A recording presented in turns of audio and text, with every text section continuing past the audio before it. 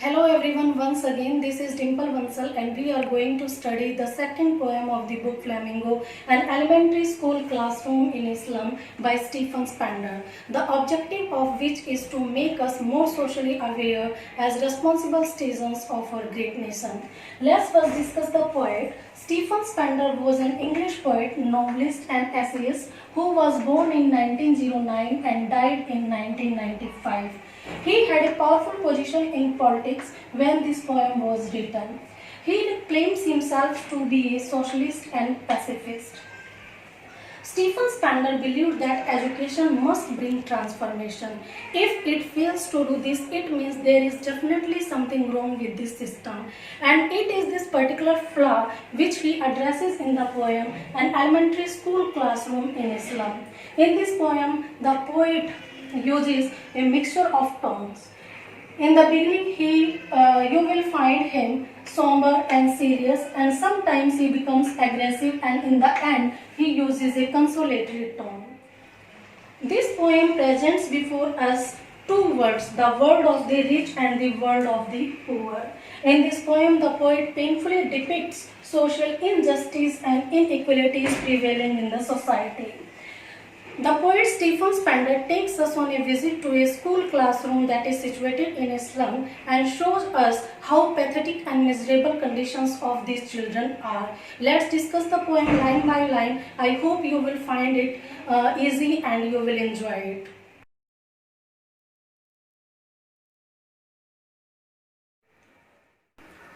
आँख नाक चेहरे मोहरे से हम तुम जैसे ही तो हैं, काश हमारी किस्मत भी तुम जैसी होती। तुमको मिली है नेमते दुनिया जहाँ की, हमें तो ख्वाब में भी दिखती है रोटी. Maybe this is what the poet Stephen Spender wants to say in the first stanza on behalf of the children who live in Islam.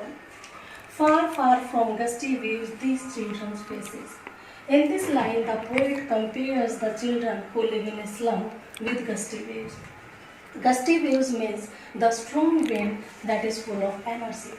Here the poet uses the repetition to emphasize on the fact that these children are not as energetic, as enthusiastic as other children of their age who live in a civilized society. These children have never tasted the healthy and fresh environment as against the other children who live a luxurious and comfortable life. Rather, they are confined to the dingy and dirty walls of the slum. Like rootless weeds, the hair torn round their pallor. Pallor means pale face. These children's faces are pale due to malnutrition. They do not get enough food to eat. And their dirty, rough and uncombed hair is scattered round their pale face like rootless weeds. Weeds are the unwanted plants which grow on their own in the fields. In addition to that, they are rootless, means they do not have any foundation. Through this line, the poet wants to suggest the idea that from where has these children come from is not certain. They are as neglected, as unwanted and insecure in the society like rootless weeds. The next line, the tall girl with her weighed down hat. Here the poet points out a tall girl who is sitting in the classroom with her weighed down hat. Weighed down hat means सिर नीचे को झुका होना. There may be two reasons for her sitting like this. She may be ill or exhausted due to weakness, means she doesn't get enough food to eat. Or she may be overburdened with responsibilities due to poverty. Students, आपको पता है slum में जो economic conditions होती हैं वो बहुत ज़्यादा अच्छी नहीं होती है और वो पेरेंट्स अपने बच्चों को काम पर लगा देते हैं ताकि कुछ एक्स्ट्रा मनी मिल सके और वो सोसाइटी में सर्वाइव कर पाए. तो शायद ये लड़की जो है घर में सबसे बड़ी होने के कारण अपनी रिस्पॉन्सिबिलिटी से ओवरबर्डनड है और वो काफ़ी डेस्परेट फील कर रहे हैं, इसलिए उसने अपना सिर झुका रखा है. Next line, the paper seeming boy with red eyes. In this line, the poet describes a boy who is as thin as a sheet of paper. It means he is exceptionally weak and thin due to malnutrition, and his eyes have been compared with that of rats' eyes. Students, आपने observe किया होगा rats को. rats की eyes बाहर को निकली हुई होती है और वो हमेशा कुछ ना कुछ खाने की तलाश में लगे रहते हैं और डरे डरे से रहते हैं. तो likewise this boy is very hungry and his eyes seems to be looking for food and he is feeling insecure in the society. Next, the stunted unlucky heir of twisted bones reciting a father's gnarled disease, his lesson from his desk. In this line, the poet talks about a stunted boy. Stunted means this boy is undergrowth, his growth is blocked due to malnutrition. And he calls him unlucky heir. How ironical it is. Irony is opposite of what one expects. कोई भी बच्चा होता है अपने parents से क्या expect करता है विरासत में, जमीन, जायदाद, रुपया, पैसा।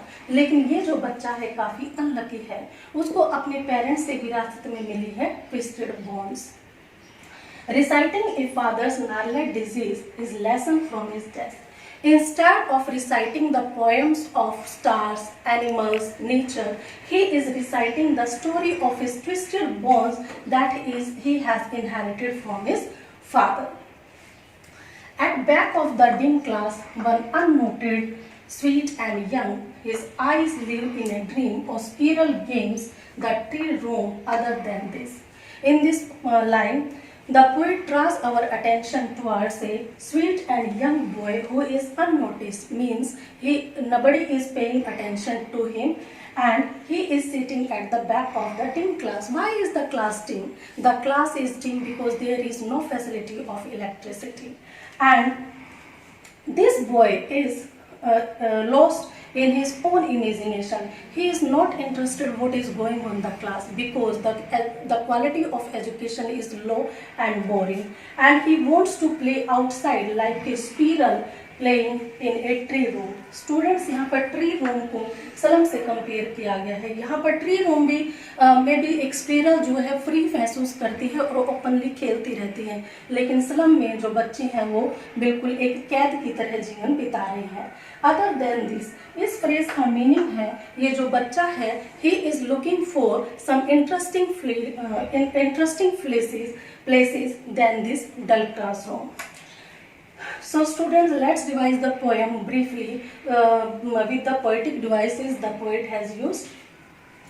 यहाँ पर जो पोएट ने इन स्लम चिल्ड्रन को गस्टी वेव से कंपेयर किया है, तो यहाँ पोएट ने यूज किया है मेटाफर।